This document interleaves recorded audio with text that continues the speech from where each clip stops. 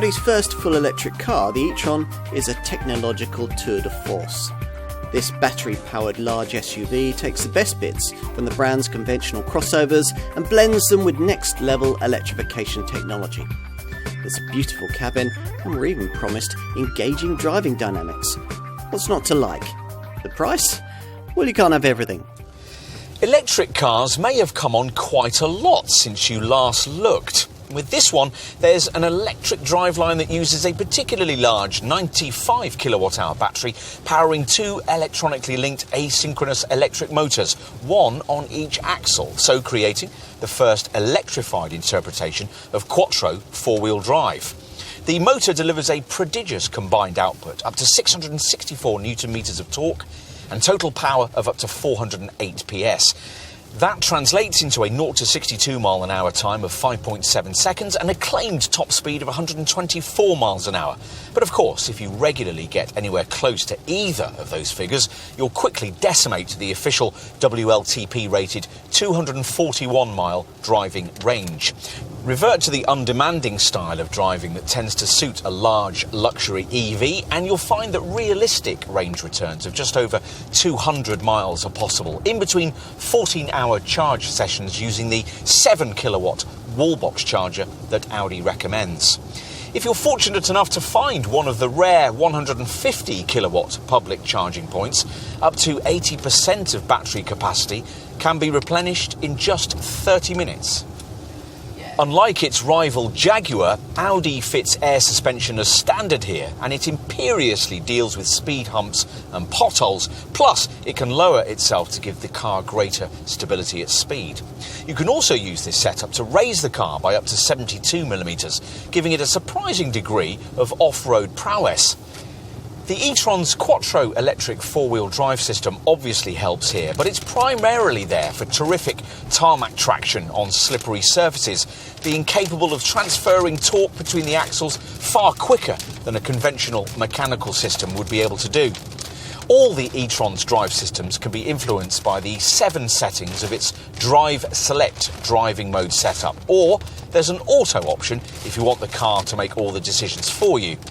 This Audi can also select its own level of brake regeneration, or you can dial that up or down yourself by using the steering wheel paddles. Talking of brakes, the ones here are excellent thanks to a clever electro-hydraulic brake control system that combines brake regeneration and the wheel brakes in one single pedal movement. Like much else about this car, it's very clever. You'd know this was an Audi. You might not immediately recognise, though, that this is an EV. Direct rivals like Jaguar's I-Pace and the Mercedes EQC intentionally deviate from brand styling expectations to emphasise their electrified remit. With the e-tron, Ingolstadt hasn't felt the need to do that, though we're told that its design is just as unique. From the side, you realise why this car hides its bulk so well. It's actually almost as long as an A6 Avant Estate. A nice touch is the inclusion of charging flaps on both sides of the car behind the front wheel arches.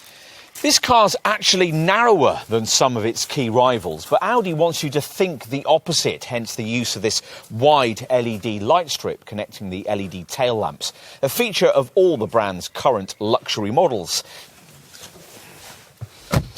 Inside, you get a familiar Audi-style cabin, complete with 2 central MMI touch response displays that blend into vast swathes of piano black trim. You view another screen through the 4-spoke wheel, this one a 12.3-inch virtual cockpit monitor that includes a power meter covering the car's charging and regenerative functions. More screens can be added too if you pay extra for Audi's clever virtual exterior mirror package, which replaces the usual exterior mirrors on each side of the car with a little camera on a stalk relaying images back to a 7-inch OLED display at the top of each front door. Anyway, enough on screens. The leather-stitched seats are superbly comfortable and position you fairly loftily, which is one of the reasons why forward vision is excellent. And there's plenty of interior storage, including this central open-sided compartment between the seats that's intended to have the feel of a light, sleek sculpture. It's unusual, much like this gear selector, which is operated by a handrest which appears to float above the console and is activated by a one-touch action conducted with either thumb or index finger. OK, let's take a seat in the rear.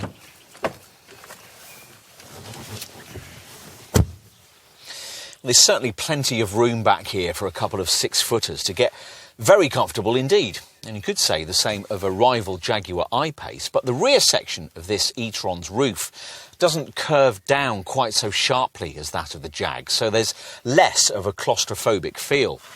We'll finish with a look at cargo space. Now, there's a compartment under the bonnet, but since that's only 60 litres in size, we'll ignore it and focus on the boot area. You get a powered tailgate, of course, which rises to reveal a 600-litre luggage bay, which also incorporates a useful underfloor storage area.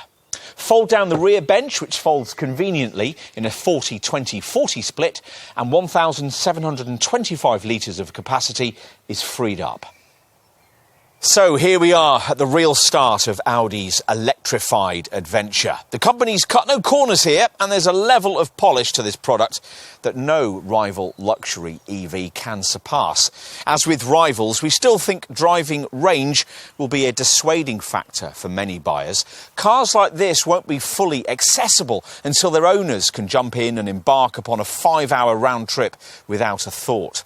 You still can't quite do that with an e-tron, but if that's not an issue, you'll find much to like here if you appreciate Audi's cool, understated, considered approach to luxury motoring. We're still not completely convinced that electrification is the long-term key to automotive sustainability, but Audi is, and proof of that potential is delivered right here.